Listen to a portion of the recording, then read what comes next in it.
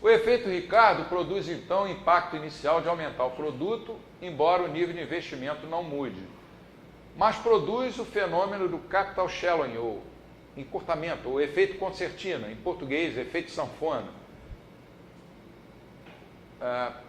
A concertina é um instrumento musical com fole, parecido com acordeão. Não é um acordeão, é um acordeão mais rude, né, rudimentar, em que quando você abre o fole pressionando um botão, você obtém uma nota musical, e quando fecha o fole, você tem outra nota. É aquele nheco, nheco, nheco, aquele negócio chato. O efeito concertina refere-se, portanto, ao fato de que a poupança forçada incentiva inicialmente métodos de produção roundabout, mas após algum tempo os investimentos acabam sendo realocados para os métodos menos roundabout, fazendo com que a estrutura de capital estique e encolha, tal como uma sanfona. No final das contas, o estoque de capital agregado ou capital fixo diminui. Se fosse possível somar, né, o capital. Essa proposição é que os economistas keynesianos, entre eles Caldor, que criticou a teoria Hayekiana, não foram capazes de entender, porque eles não tinham uma teoria do capital, não trabalhavam com uma estrutura de capital na economia. A conclusão é que a expansão monetária e a queda da taxa de juros encorajam investimentos em capital em geral, especialmente os mais indiretos, mas o efeito subsequente de elevação dos preços dos bens finais tende a anular esse viés antes mesmo que a taxa de juros aumente. No fim, vem a recessão, mas a facilidade de recursos e a queda dos rendimentos nos estágios de bens finais vão detonar o efeito Ricardo reverso.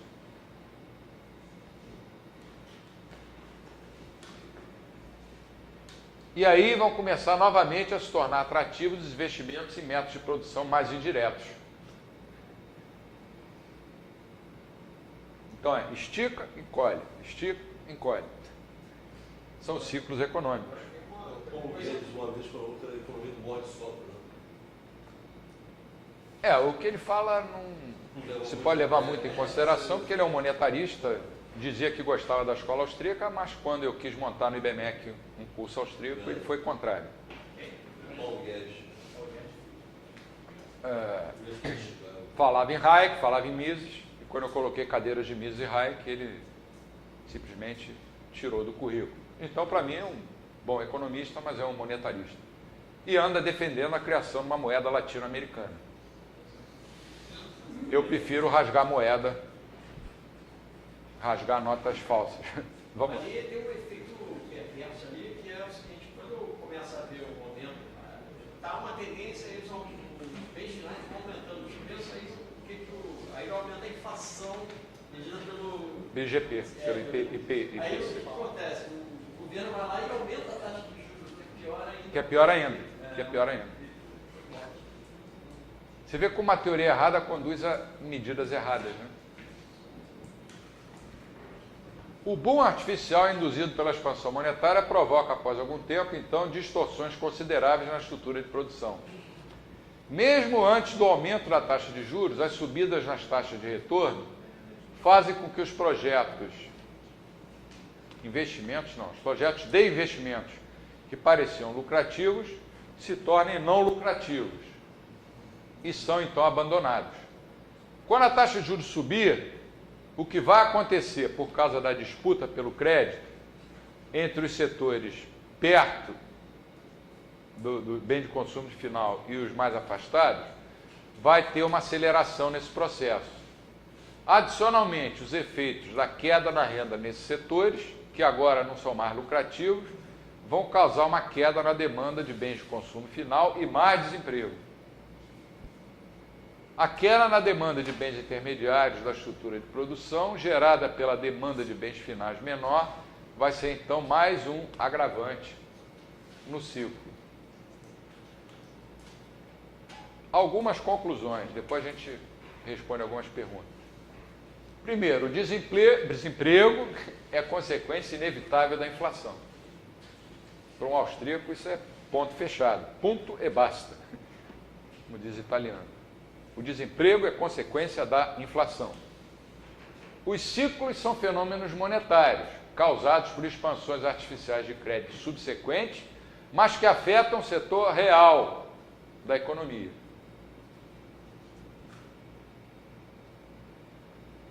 A moeda é uma junta frouxa, como a gente viu numa das aulas.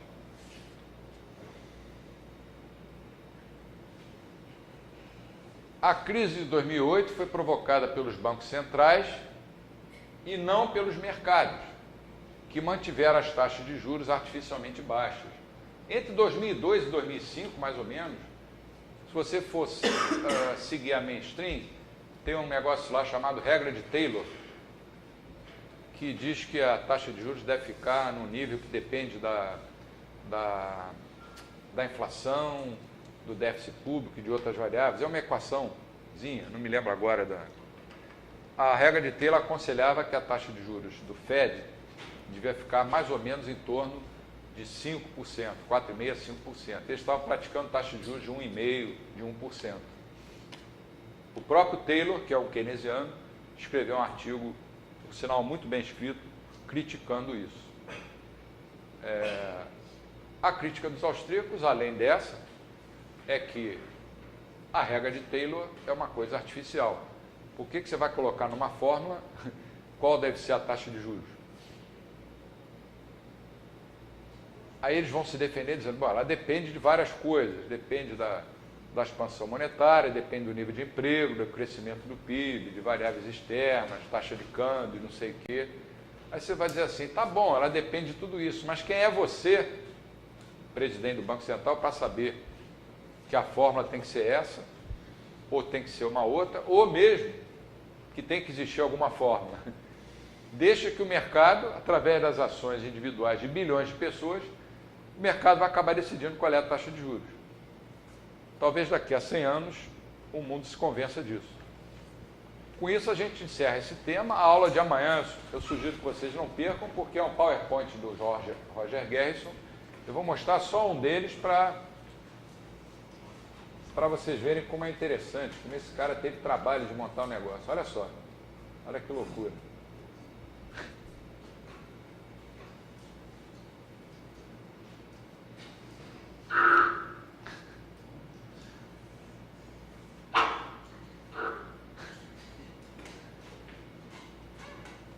Esse PowerPoint pode ser baixado no site do Mises. Tem uns gráficos aqui que são sensacionais. Ó, mercado de crédito. Oferta, demanda.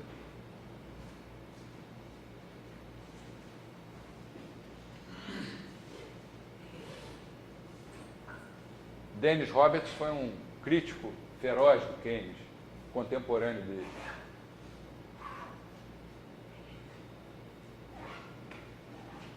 Eu queria achar um gráfico aqui. Olha, veja a curva de poupança se deslocar para a direita.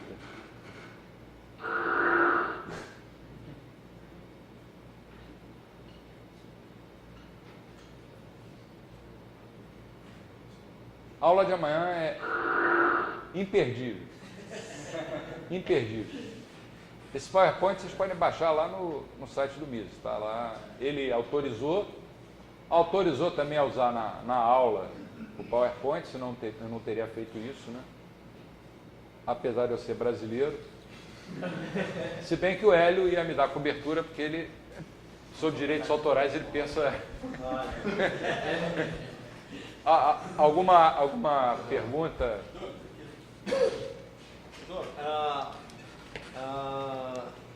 O papel da poupança externa. Até agora a gente meio que estava trabalhando com uma economia isolada, né?